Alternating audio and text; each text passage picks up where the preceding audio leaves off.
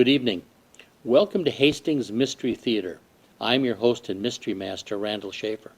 Tonight, the corridors of mystery take us to 1939 for a universal release, Witness Vanishes. Lucius Marplay has been in an insane asylum for 20 years. He believes he has been railroaded by 4 men who took control of his newspaper. He escapes and plans to murder all 4 of them. Each of them reads his own obituary in the paper. The obituary describes the time and method of their pending death, and each one dies exactly as the obituary claims, except for the last one. Mark Peters is determined to survive and continue to manage the newspaper. Helping him is Joan Marplay. She believed her father to be dead for the last 20 years, and now cannot believe her father is killing all of his business partners. Our star is Edmund Lowe. He was born in San Jose in 1890, and he began making movies during the silent era. His career took off with the beginning of talkies because he had a pleasing voice and the all-too-rare ability in early Hollywood to memorize dialogue. He worked in over 100 movies, and in the 1950s starred in the TV show Front Page Detective. In 1957, he was the first guest star in the very first episode of the TV show Maverick, starring James Garner. He died in 1971 at age 81. Our female lead tonight is Wendy Berry. She was born Margaret Jenkins, but she changed her name to honor her grandfather, J.M. Berry, who wrote Peter Pan. Let's return to 1939. Enjoy The Witness Vanishes.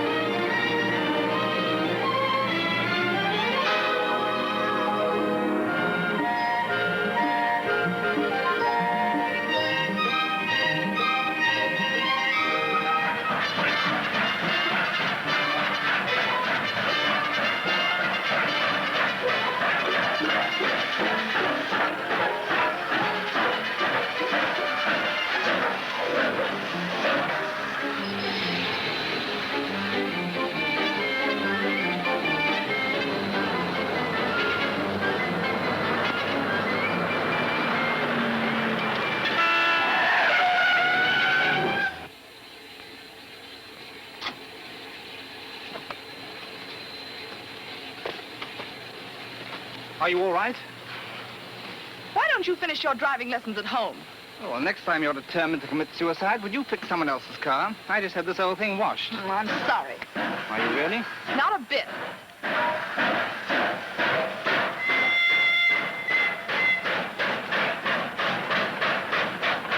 Why don't you miss your train and we'll talk it over? I have. Well, after all, getting to London couldn't have been so important.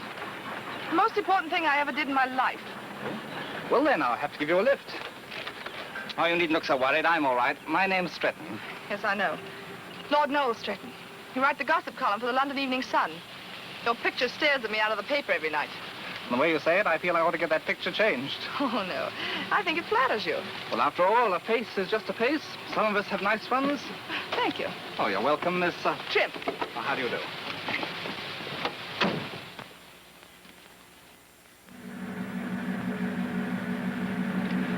I suppose I should pretend to be sorry that you missed your train. What? I'm sorry. I was thinking. I haven't got a penny for them. They weren't worth it. I suppose you must know a great many people. Too many. Too many dull ones. Did you ever hear of a man called Marplay? Marplay? That's an unusual name. Oh, yes, there was a fellow of that name who owned a son a long time ago. Julian, Lucian, something like that. Lucius? Yes, that's it. Why, are you interested? No, not particularly. I once read something that he wrote about your paper. Made it sound a very fascinating place to work. I'm afraid things have changed a lot since Marplay's day. Whatever became of him? That was before my time. I seem to remember he got in a scandal of some sort. What scandal? Oh, I don't know. Murder or something equally gory.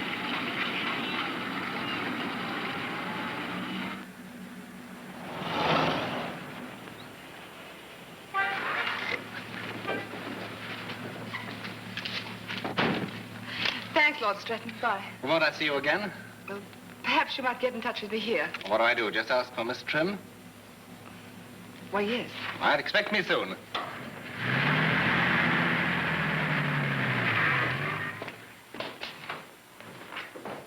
Hello, Bradley. Sir John is waiting in the study for you, Miss Marplay. Thank you. Oh, Bradley, if a young man should call for Miss Trim, I'm it. But you're Miss Marplay. Not to him, yet. Hello, John. My dear, I'm delighted to see you. How well you look. Thanks. Your hands are cold. Come over to the fire and warm them. All right. Sherry, Please. I know you like this. There. Yeah, isn't the color exquisite? Thank you. Now tell me, what on earth made you run away from the party that Aunt Agatha was giving for you? You? Aye. You said you'd come. You promised on my birthday you'd... Yes, I know. You must give me a little time, Joan. Time? It's been about 10 years since I first asked you, Uncle John. I'm no longer a child. I have a right to know. My father is alive, isn't he? Yes, Lucius Marplay is alive. Then why have I always been told he was dead? Because it was better for you to believe that than to know the truth. Where is he? Your father has been in a private sanitarium since you were a child. Sanitarium? I'm sorry, my dear. Uncle John. I want to see him. It would be better if you didn't. Your name is never mentioned to him. But that's not fair. He must need me. Perhaps he does. I don't know. I tell you what. Let me talk to him first. When? Well, tomorrow, first thing. Now, if he appears rational, safe, you can see him right off. Now, as his physician, I can promise you that. Now, what do you say? Isn't there still time that you could go there today? Well, perhaps there is, really, but... Yeah, I'll ring up the sanitarium. Another sherry? 2 more. Connect me with the Hillsdale Sanitarium, if you please.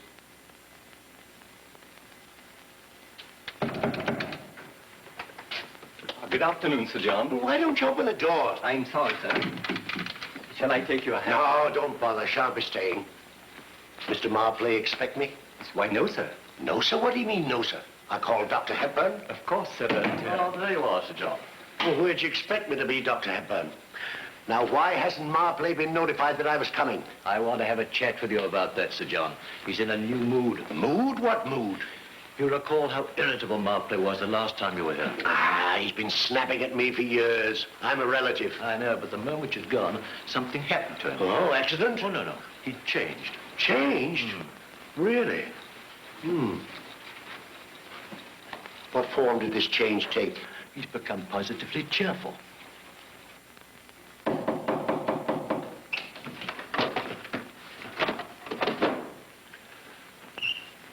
Digby, on my soul, I'm glad to see you.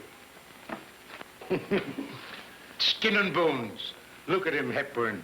What you want is a month in the country, fresh greens and plenty of sunshine. Have you got a room for him, Now, Hepburn? steady, old boy. Don't excite yourself. Excite myself. How can I help it? Today, I haven't a care in the world. There's nothing on my mind but... Murder. Really, Marplay, stop this nonsense. I have something important to discuss with you. Sounds gloomy. Do you mind running along? Oh, no. Shall I order you some tea, John? Now, this forced attitude of gaiety. Now, can't you drop it? I've got something to tell you. Don't tell me you've arranged for my release. That would spoil my escape. Let me take your cloak. No, I'm only staying It's a minute. vital. I don't see the point. No point. That's the point. Hey, sit down, John.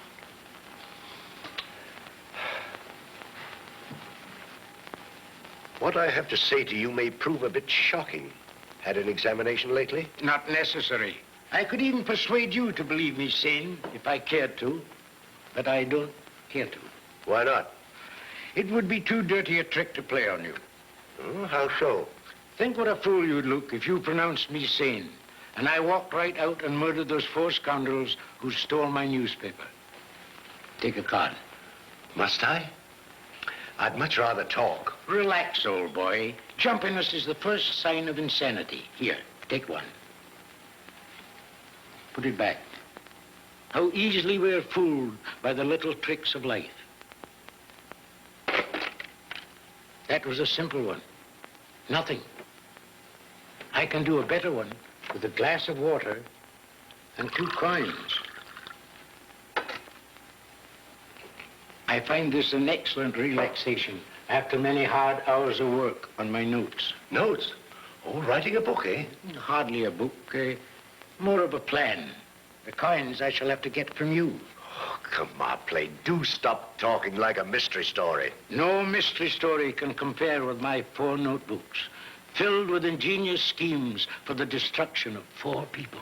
Really, Marplay, I had hoped that you would chuck these morbid ideas. Chuck them? Why, I've only just perfected them. Give me your hands. Hey, palms down. I hope this is better than your card trick. Much. I've been thinking, is it not fine that I'm not right in my head? I can commit murder, and they can't hang me for it, can they? Ah, but you want to see the little trick, eh? Nothing like legerdemain. Oh! How sorry I am. I'm so clumsy. I prefer your card trick. Accidents will happen. Another of life's little tricks. Here, I'll put it by the fireplace. To come back to reality, Marplay, there's someone that wants to see you. I know. Hepburn's wife. Hepburn's wife? Surely she's not interested in you. Not that one. The office wife. Truly, she stays in that apartment all day long. Really, Marplay? Come, I'll show you. Very well. But if she's not there, suppose we have no more talk about killing people. Now, what do you say? Bargain. Shh. She's very sensitive. She's in there now, sitting by the window, waiting for Hepburn or me. Well, this is the closet. I know that. Marplay! Marplay! Marplay! Open this door and let me out of here. Well, this is very clever of you, old chap, but aren't we too old for practical jokes? I can't let you out. But for £10, I'll telephone from London and tell them you're in there. Oh. All right, Lucius. Here's the money. Now you open the door and let me out and I'll give it you. I would be crazy if I did that. Marplay, don't you want the money? If this is gold as I think it is, I won't need the money. Marplay, you're not to go to London. Marplay, open this door. Dr. Hepburn. Marplay, open this door. Dr. Hepburn. Dr. Hepburn, open this door. Let me out of here. And I'm sure you will agree that this proposition is worthy of our serious consideration. Please let me know your opinion. Yours very truly, Ambrose Craven. Will that be all, Mr. Craven? You have very beautiful hands. And so efficient, too. Yes, aren't they? You nasty little beggar. I suppose this means I'm through. Well, before I go, there are one or two things I'd like to say to you, Mr. Craven. Go right ahead, Miss Carson. Don't mind me. Oh, I'm sorry, Mr. Peters. I couldn't help it. I know. You applied for a transfer. Now, you may either go into the circulation department or you may come into my office. Thanks, Mr. Peters. Oh, that's all right. I'll take circulation. Upon my soul, Mark, I wish you'd mind your own business. Anything affecting the staff of the Sun is my business. Now, you can do as you like on the outside, Yes, but not here. Do you know what the employees call you? Never anything but Mr. Craven. To your face. Do you know what they call you behind your back? The cardboard Casanova. What? Oh, and sometimes amorous Ambrose. Well, Sit down, Craven, and stop dribbling. I've got something to say you can't take standing up. Well, what's up, Mark? Come in, gentlemen. Prepare yourselves for a shock. Shock? Possibly. Marplay has escaped. what? Marplay? You don't mean this. This is a poor sort of joke, Mark. It's no joke, Partridge. I was there when Scotland Yard called about it. But do you realize what this means, Ellis? Why, he's threatened to kill us. All of us. What shall we do? He's threatened to kill us, all of us. What shall we do? What are you afraid of at a minute, old man? But suppose you should tell his story to the authorities. Who'll listen to the ravings of a maniac? He's not mad, and you know it. Well, I want 2 armed bodyguards at once. I'll get you a machine gun squad and a bulletproof vest. Be serious, Mark. What are we going to do? The rest of you may quiver and quake at the threats of a madman as much as you please. I'm going to continue to run a newspaper.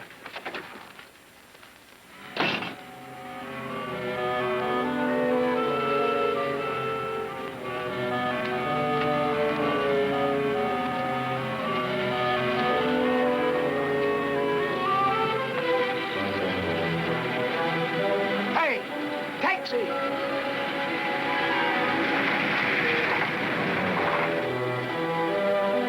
Fleet Street to stop at a grocer's on the way. Hello, sir.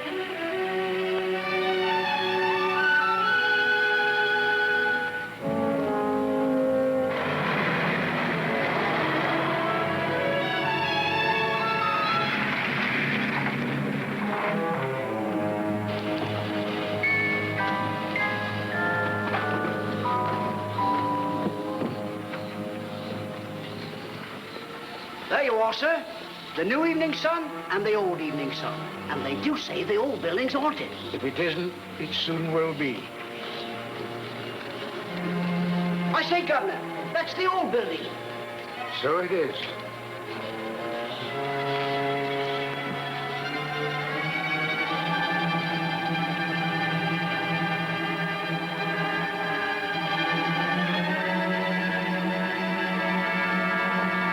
It's a peculiar bloke.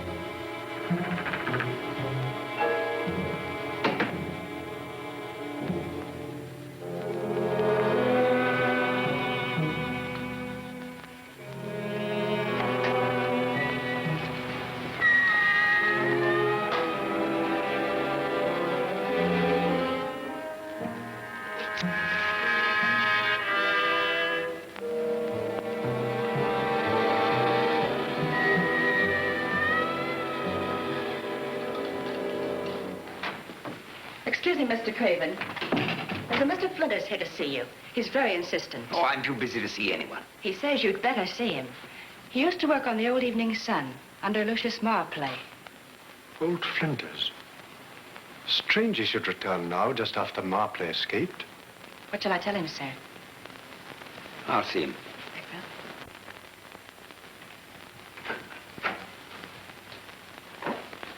Hello, Ambrose. It's been a long time. Yes, it has. Oh, were you waiting to see me? I'm waiting to see Lord Stretton.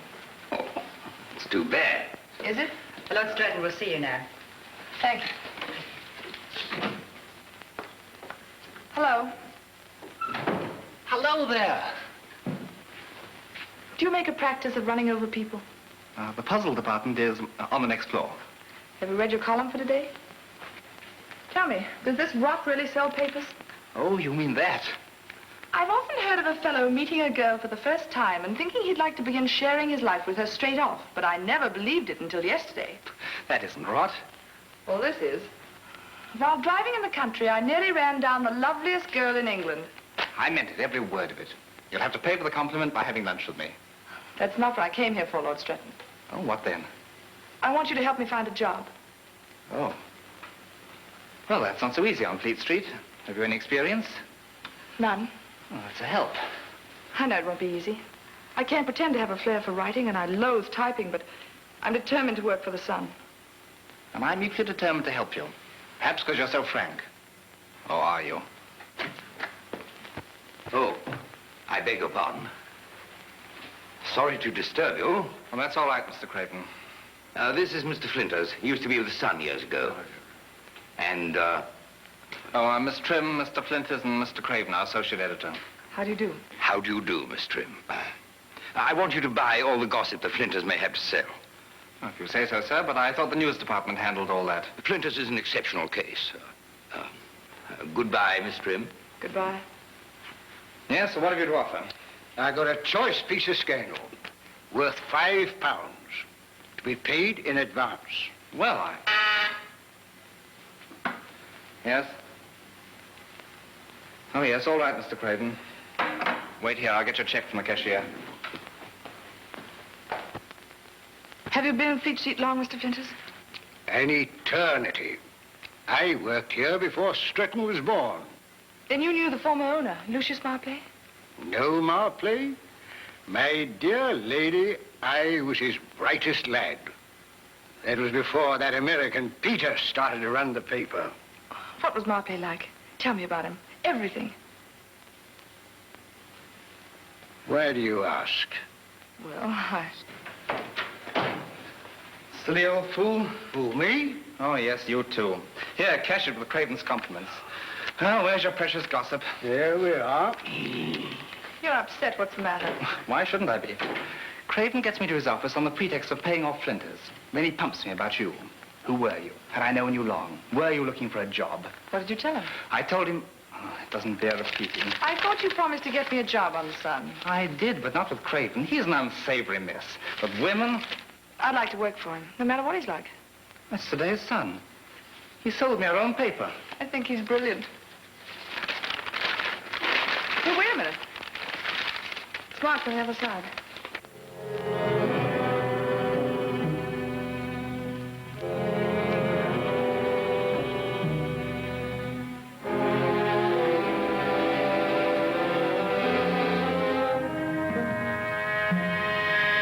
What time is it now? Just after 3. I'll give him Mr. Ellis. He doesn't answer. Let's hurry.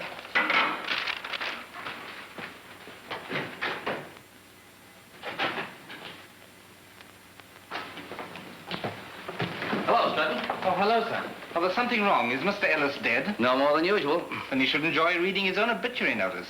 What?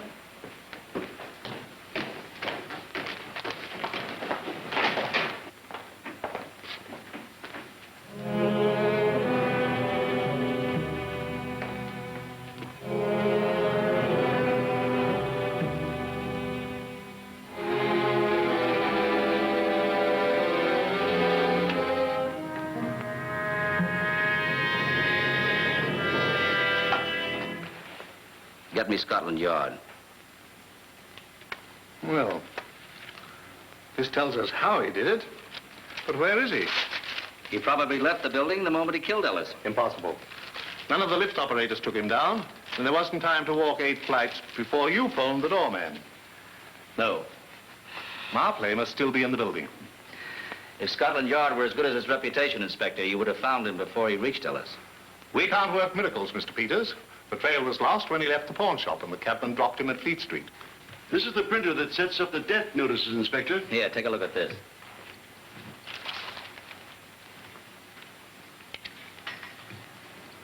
It's true. I've never seen that before. You're the only one who sets up the death notices, aren't you? Well, I won't be denying it. I set the rest of them at 6 o'clock last night. But that one wasn't in it. Well, didn't you notice this morning that an extra item had been added? How should I? There's never no change in death notices. Them that is dead is dead. I suppose you know that we can get I someone know. I'm fired. Well, that don't break me out. I can walk into a job as good as this tomorrow morning. Start walking. Righto. I hope you're next, Mr. Peters. Get out. Exclusive trip here. Maniac Bill Son Editor. 14 Peace Street. Here you go. Thank you, sir. Here you go. Maniac Bill Son Editor. Maniac Bill. Exclusive news. Maniac Bill Son Editor. My eyes don't pick that up. What does it say? It says, Maniac kills Sun Editor. Then we've been beat. Beat on our own confounded murder. Kirby. Yes, Mr. Peters. Listen, you dust-bound Judas. Are we running a daily newspaper or a monthly magazine? Where's the special edition of the Sun? I was waiting for a chance to consult you. When editor gets killed and everybody around here forgets we're running a newspaper. Mark, have you seen this? It says Marplay's killed Ellis. Where is he? Quite dead. And I was alone in my office. Why didn't someone tell me? We didn't want you to fall apart. Kirby. Yes, sir. Get an extra on the street as soon as possible. Give it a banner line, will the maniac strike again? Right, sir. And Kirby, post this notice at once. Any person on this paper who gives information to a rival newspaper will be instantly dismissed. Yes, sir. Put it where everyone will see it. In the restrooms. Give me that paper, please. Inspector, may my staff be excused? Oh, of course, Mr. Peters. But I advise the men whom Mr. Marplay has threatened to be on guard. Yes, of course. I may need you at the inquest, Miss Trim. Where will I find you? Right here. Are you employed here? Why, yes.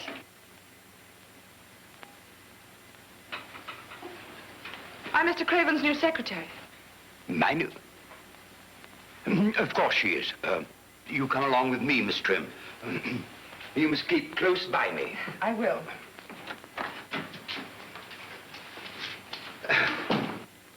I think you'll enjoy working here, Miss Trim. This is my office. Excuse me, Mr. Craven. I'll be back in a minute. Well, don't be long.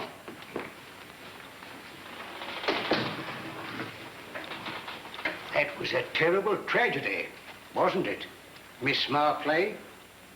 Why do you call me that? Because it's your name. Well, how did you know? Simple deduction, my dear lady. The initials J.M. on your bag.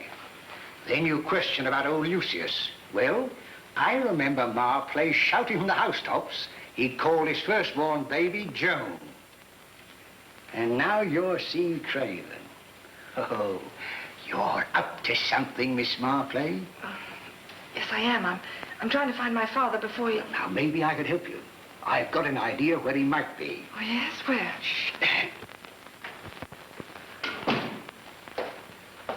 Won't Mr. Craven be annoyed if you keep him waiting? Go on. I've got to check on this. Meet me at the pub down the street tonight at 8. Oh, and don't forget to bring £20 with you. For what? For information about your dear father.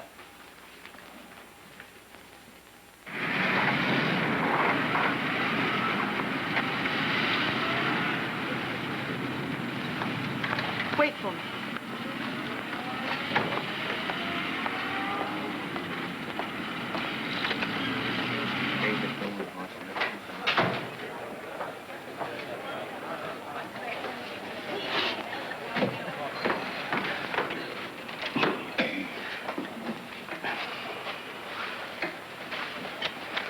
Thank you. Another double, Johnny. Would you care to No, thank you. join me? Did you find him? Have you brought the money? Yes. Splendid. Won't you sit down?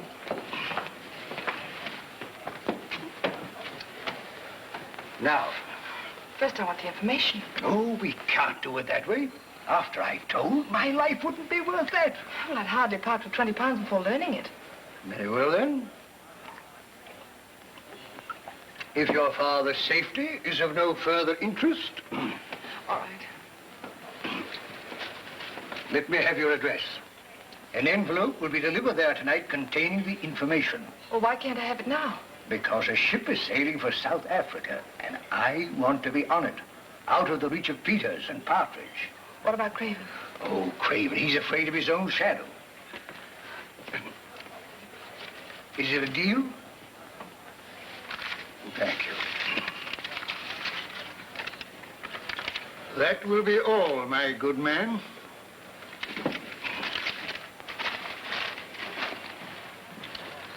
Thank you. You won't disappoint me, will you? My dear lady, you have the word of a Flinters.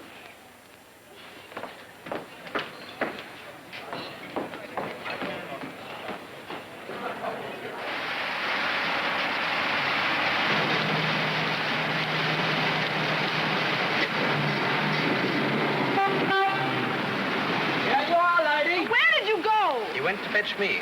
Well, what are you doing in my cab? Well, it's my cab now.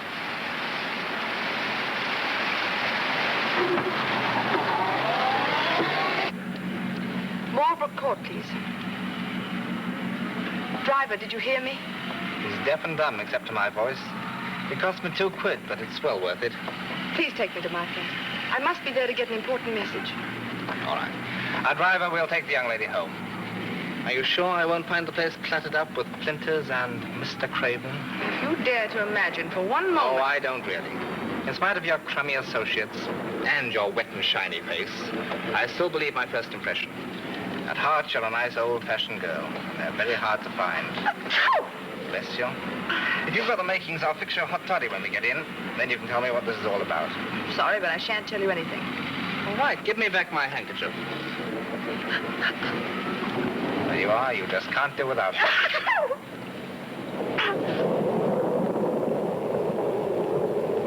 And the first you knew of all this was the day he escaped. The very day. And today, Ellis.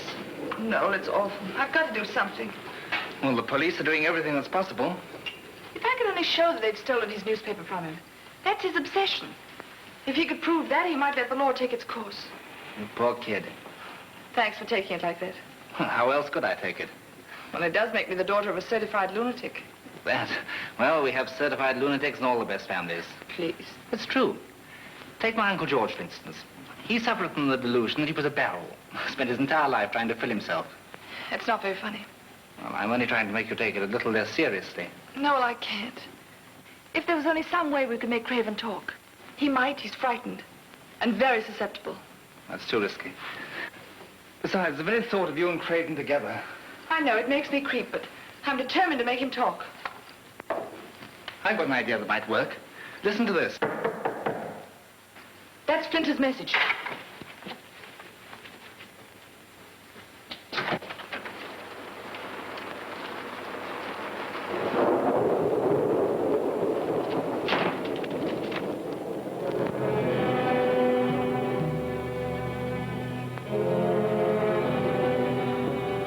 Noel, I know where my father is. I'm going to him.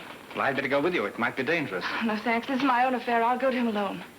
Joan, you do trust me. You know that I'm just trying to help you. Oh, of course I do, Noel. And I appreciate it.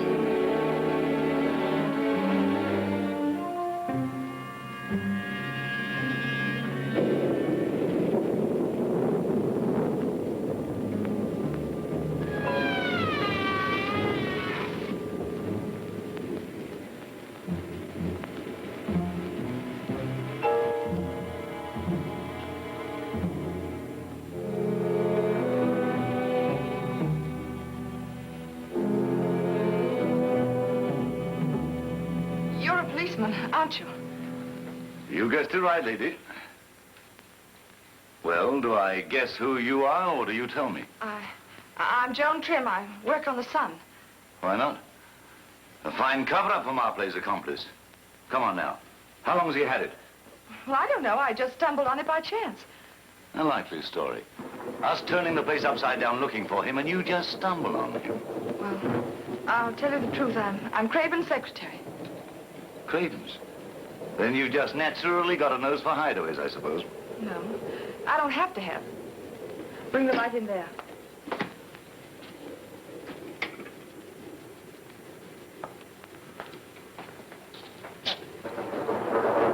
Bless my soul. 3 sets of footprints. Craven's going to give you quite a boost when you tell him of this. No. He'll probably give me the sack for snooping. You mean you won't be telling him it was you who discovered Marplay's hideaway? Not likely. I have no business here. Then be off with you. And don't mention a word to a soul, or it might mean the sack for both of us. Oh, thank you, sir.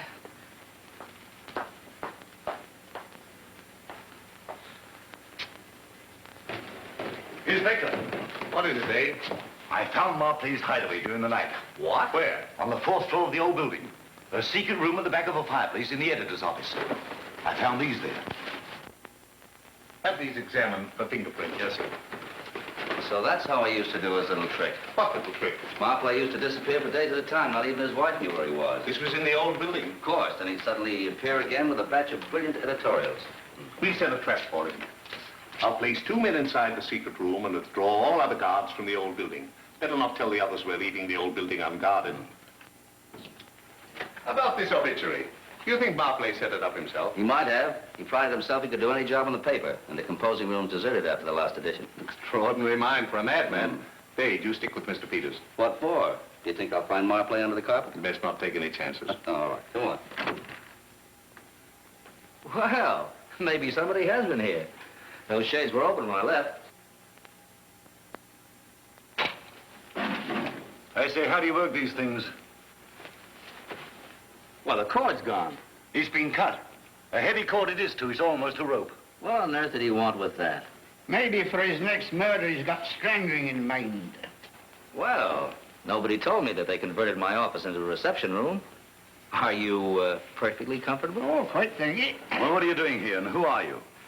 I might be bringing the paper news of Marplay. But I'm no.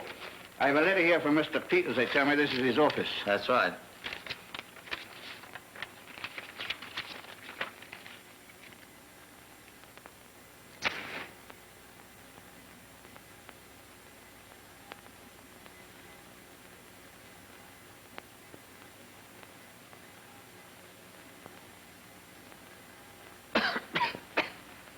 Oh, pardon, Mr. Peters. It's a terrible odor when you're no used to it. How long does it take you to get used to it? All right, Dave. Mind waiting outside while I talk to Mr. McNabb? Very good, sir. What in the name of sense have you got there? That's my lunch. Your lunch? Aye. London restaurants are gay expensive. And I always make it a rule to carry my own lunch when I move on a case. You're not one of Dr. Hepburn's patients by any chance. I can see you and I'll get on fine together. I'm fond of a joke myself. You'd have to be. What makes you think you can find Marplay? It's a matter of temperament, Mr. Peters. When you're dealing with lunatics, you've got to put yourself in their shoes. And I've got the neck to do it. Yeah, I can believe that. Well, I'm sorry, Mr. McNabb, but this case is in the hands of the police, and I have no authority to appoint additional investigators. I'll make an exception. I'm a man of tact, and I never take credit when cash is handy. All right. Well, this will give you the authority to come and go as you please. Try not to make a nuisance of yourself. That I will. I'll concentrate on making myself a nuisance to Marplay. After I've had a wee bit of lunch.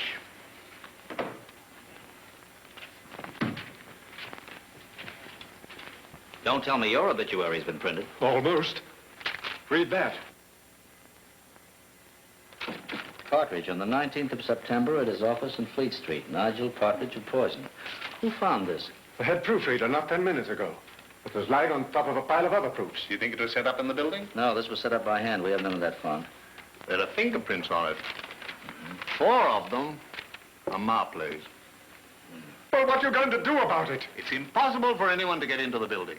For the past 48 hours, we've had the place completely surrounded. Only those with proper credentials have been allowed to pass. Marplay would have to walk through a concrete wall to reach you. And no living man can do that. If he is a living man, which I'm beginning to doubt. Don't talk nonsense, Nigel. Perhaps it is nonsense. But if Marplay's alive, why is it everyone can see the things he does and no one can see the man himself? Mr. Peters, I'll call you right back. There's still a paper to publish. Come on now, Nigel. Pull yourself together. You look like you've walked under a steamroller. All right, I'll go and freshen up a bit. Perhaps it'll make me feel better. I'd like you to put your best man outside his door. I'll place him in the outer office. Thank you.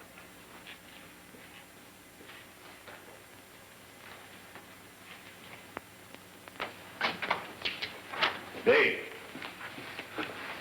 I forgot my lunch. Yes, sir. I want you to stay by Mr. Partridge's room and allow no one to enter under any pretext. Very good, sir. Is Mr. Partridge in there? Yes. Huh. Here, where are you going? May I ask who told Mr. Partridge to go to his office? Tell him I can't see him now. Who is this man? Alistair McNabb, a special investigator for the sanitarium. Oh, this is Inspector Wren of Scotland Yard, Mr. McNabb. I repeat, you told Mr. Partridge to go to his office. Why do you ask, Mr. McNabb? You might as well send him to shoot himself. What makes you say that? His death notice. How did you learn about the death notice? A wee birdie. Perhaps I better go and talk to Mr. Partridge myself. No one's to go beyond the outer office. Good, I can very well talk to him outside. Never heard of McNabb before. Have you checked his credentials? I haven't had time. Wonder what he wants with Partridge. Let's find out.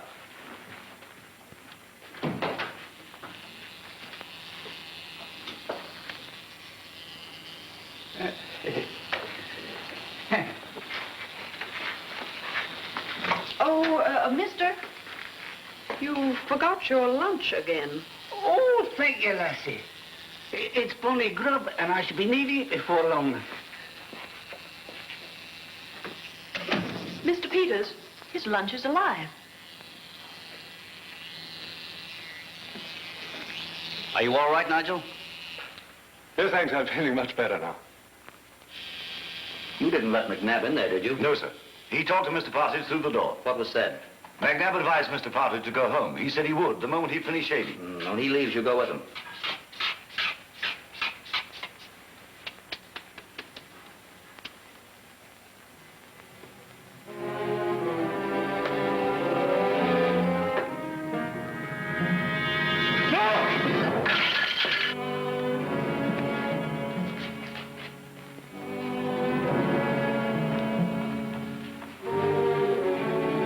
Send for a doctor. Yes, sir. Too late for a doctor.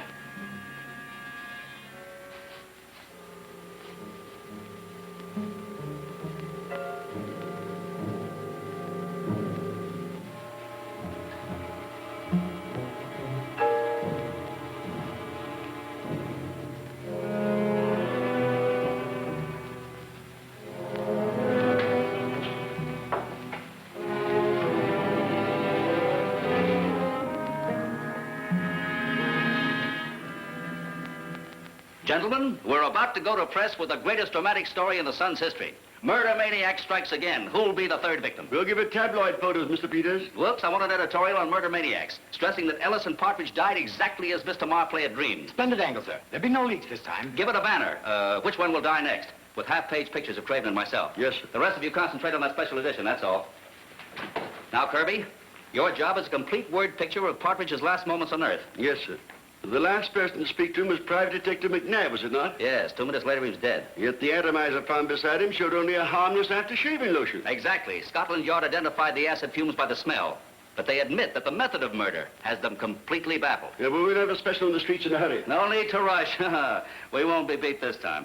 Exclusive tribune. Maniac kills second victim in Beach Street. Exclusive in photographs. Exclusive. Maniac kills second victim in Beach Street. Exclusive. Photographs.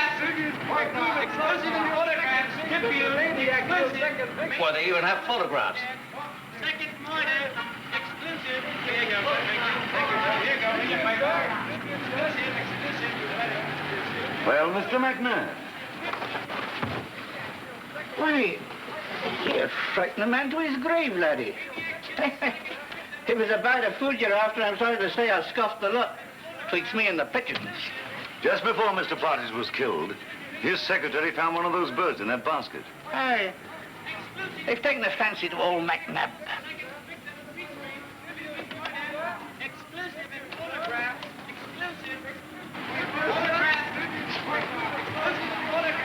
Hey, what sort of a button's that? Ah, it's an invention of my own. You don't need a needle and thread. It's a great boon to a bachelor. Well, how does it fasten? I cannot tell you that. It's a dark secret until the patent's granted. Good day to you.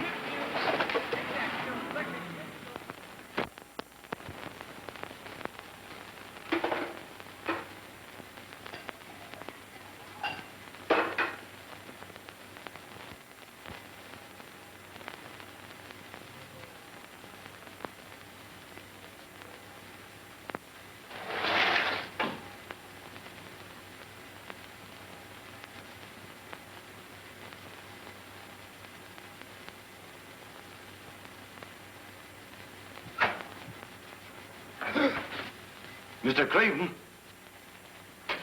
Put out those lights and get out of here. We'll stay in here with you if it'll make you feel easier. Well, it won't. A lot of good you were to Partridge. Where's Miss Trim? I want Miss Trim. Here I am, Mr. Craven. You sent me for some cigarettes. Oh, yes. So I did. Oh, get them out of here. You will stay in here with me, won't you? You won't let anybody get at me, will you? I'll stay with you. I'm afraid to go home, and I'm afraid to stay here. I'll be the next one to die, I know it. Oh, if only I could hide somewhere. Why don't you go to my flat? They'd never think of looking for you there. Do you really think that'd work? We might try. Go and put some cold water on your face. You'll feel better.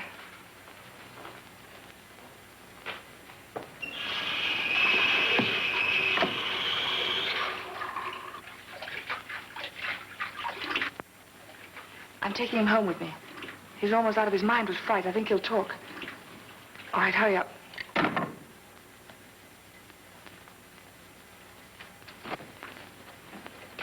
Mr. Craven's going home. Will you have his car sent round, please? I'll bring it around myself.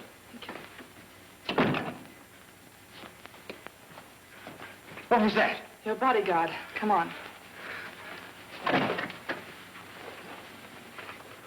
Quickly.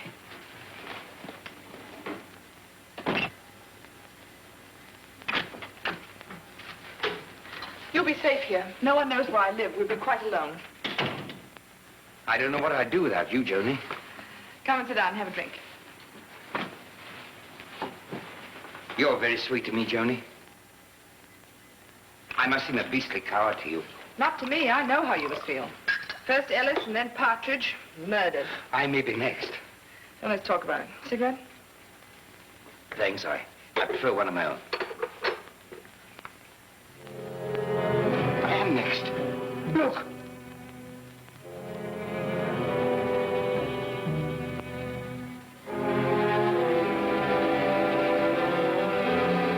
It's nearly 9 o'clock now.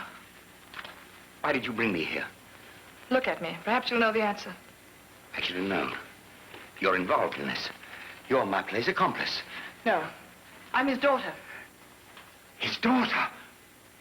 Oh, don't let him kill me. I'm innocent. Of course you are. Now tell me what I want to know quickly. You'll save me if I do. He'll listen to me. It wasn't my fault. Not mine at all. It was Peter's idea from the start. Peter's?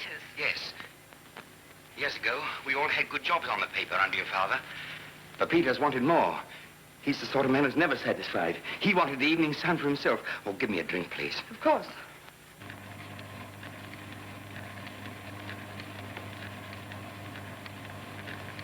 He couldn't work it alone, so he talked us into going in with him. Us? Ellis, Partridge, and me. And you agreed? Fools that we were, we agreed to ruin the son. Well, didn't my father suspect something? Suspect? After 8 years of marriage, the Marplays had a daughter, you. Your father idolized you. And when you were a child, you were very ill. So he took you into the country to recuperate. And 6 months after that, the world could have fallen about Lucius' ears and he'd never have known about it. But he did come back. Yes, he came back all right. There's such a tangle of affairs that not even a wizard could have unraveled them. Marplay was a wizard. So I've heard. Poor Lucius. He worked himself into a nervous breakdown trying to save the paper we had sabotaged. Is that all? Yes, that's all. Except that finally we bought the paper at half its worth after Peter's. I swear that man has no soul.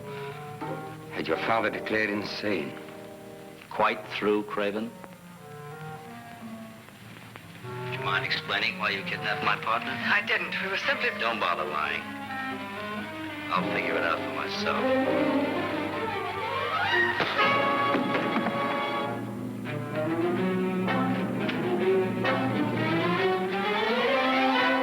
Are you all right?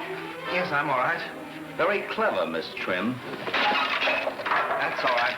That's a dummy, Mr. Peters. The fellow hit me on the head's got the good one. It's Marplay. He'll get Craven. Dad, don't do it! Miss Marplay, of course.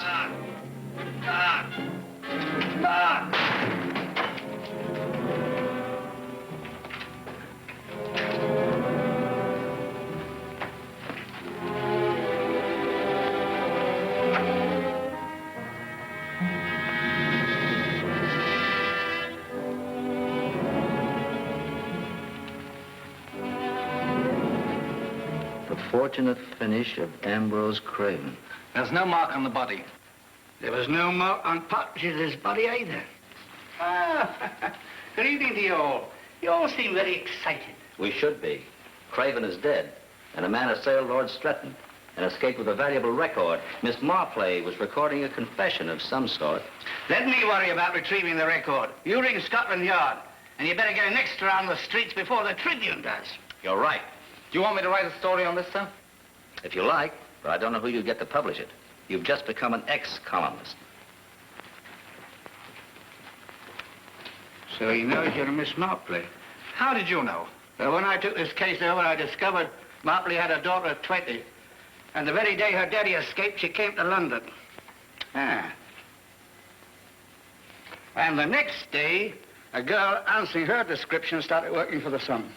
You seem to know everything. I wish I did, my bonny wee lassie. For I still dinna ken where your father is. Do you? I have no idea. If I did, I'd go to him. I believe you, my dear. Good night. Well, the Sun wasn't beat this time. It's strange the Tribune was on the street as quickly. How does the Tribune do it? That's unimportant. What I want to know is who stole our record. I'm wondering what did kill poor Mr. Craven. Well, Mr. Craven probably died of his own vices. Come in. Good evening, sir. This was just left for you, miss. Thank you. Here, Reggie, put these in my car, will you? Glad to, sir. No. Our dictaphone record.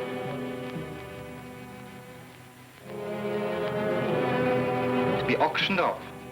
That means others will be there. We'd better hurry. Wait a minute. You mean I'd better hurry? Don't be silly. Whoever has the record wouldn't give it to you.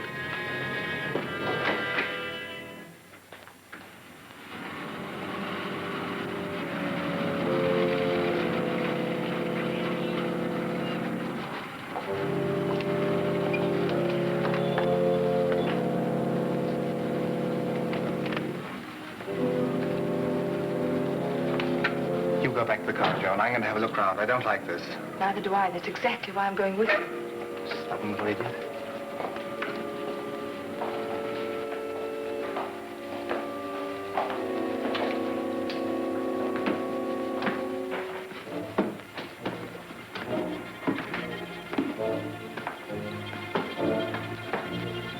Here's the first landing. This must be it.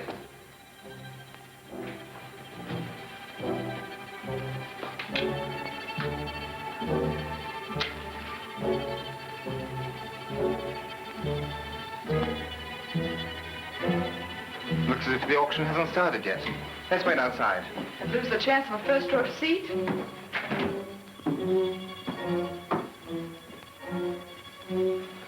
Well, it's a mighty small world. Good evening to you again. It's a bonny place for another murder. One's enough for a night. Perhaps for you, but not for the man who...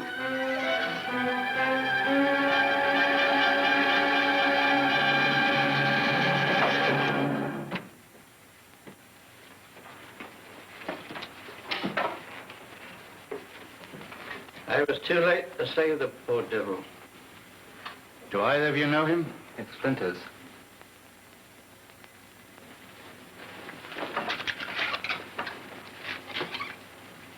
The record.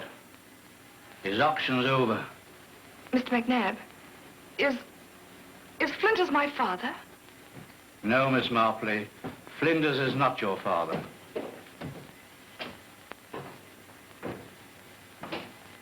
Oh, you're late, Mr. Peters. Somebody finished off the auctioneer with a knife.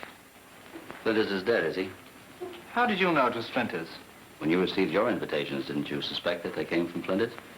Yes, I suppose I should have. Well, who do you think did this one? Someone who didn't want the lassie to have the record. Ah, a wee clue. Do you smoke Layton's? Obviously. I dropped that just now when I lit this one. I'm not such a knuckle detective as I thought I was. I thought I was getting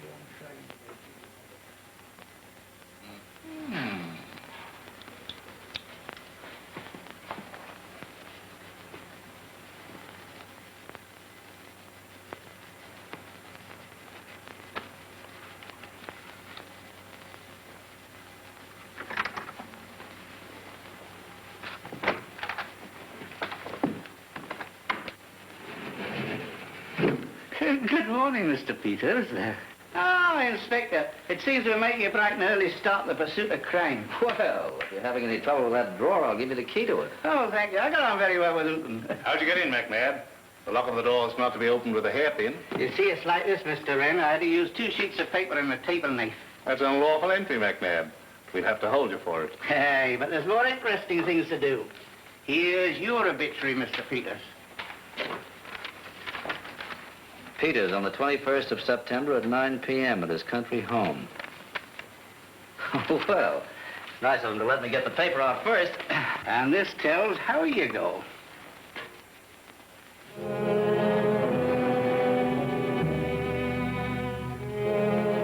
Marplay's a nuisance. I hadn't planned to open up the country place for another week. He'll be very disturbed if you're not there tonight. Don't worry, he won't be. On the contrary, Inspector, I'll be there. Climaxes make better headlines. It seems we're going to have an interesting evening. Not you, McNabb. Scotland Yard would like to ask you a few pertinent questions. An excellent idea. I agree. Do you mind if I make a wee call on your phone? It'll probably be to Scotland, but go ahead. I don't know how I'll ever be able to thank you for this. Catch!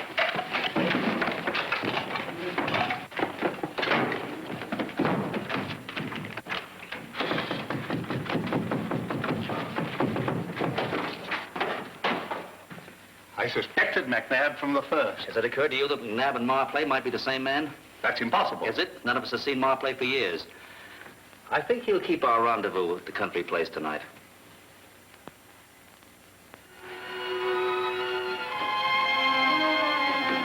I'd like to search all the rooms before we go ahead with your plans, Mr. Peters. And frighten Marplay away? At least let me conceal a man within call. We'll do it my way, Inspector. See that that door is properly fastened. Very good, sir. You're a courageous man, Mr. Peters, but there's no point in taking chances. I insist. Now, you three join the rest of your men outside. I'll use this if necessary, but I hope we'll catch Marplay in the act. As you say, sir. But don't hesitate to call us at the first sign of trouble. I only hope we'll find some. Still building circulation, aren't you?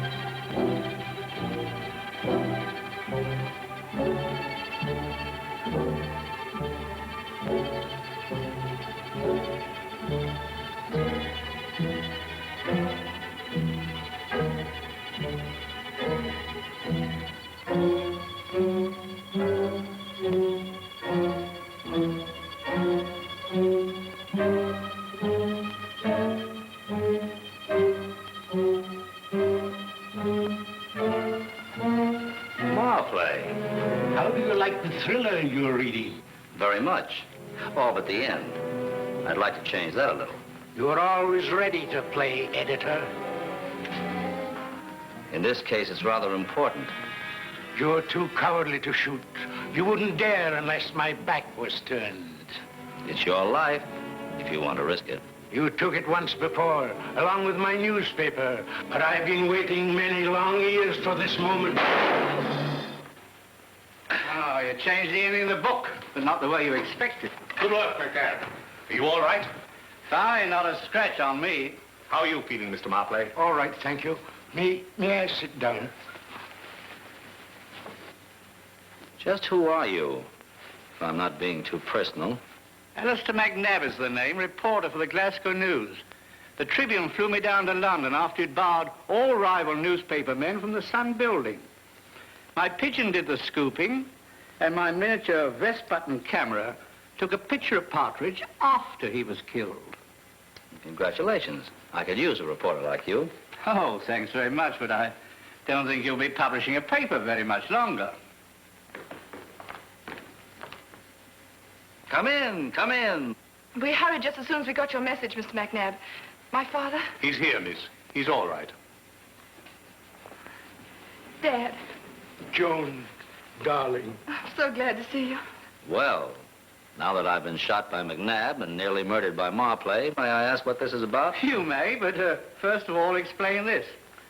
You see, when Partridge died, Pete was the first one to him and made an exchange. An atomizer. Same acid that killed Partridge. What a coincidence. Oh, still smoking the same kind of cigarette as I picked up beside Flinter's? Yes, but I did drop it. And before you found Flinters, as you suspected. Well, I know when I'm beaten. And Craven, did he really die of a heart attack? Marplay wrote in his book that Craven could be scared to death, so I tried it by placing the notice in Craven's cigarette case. And it worked. I suspected something of the sort. I wouldn't smoke that cigarette if I were you. It's poisoned.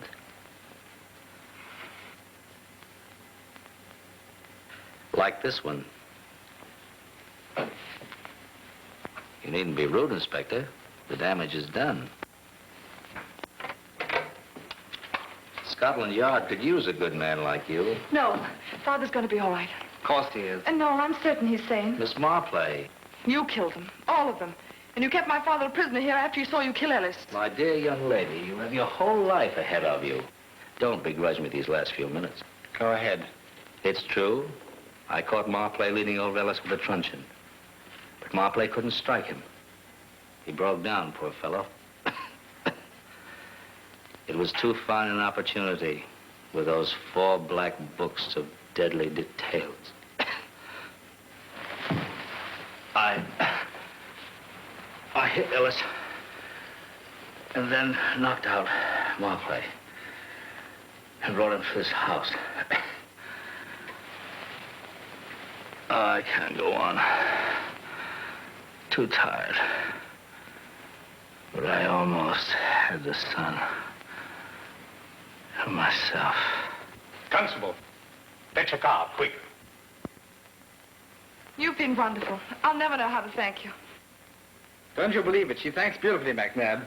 You might ask me to your housewarming. You shall be our very first guest. Thank you. Good night and goodbye. Are you leaving for London tonight? To scoop the Sun and Peter's Day? Not this time. I'm true with the Tribune. Oh, back to Glasgow? No, I'm spoiled for the quiet life. I'm staying in London. Won't you help Father rebuild the Sun? Yes. Would you? I'm still Scotch. Would I save his life without asking for a wee job?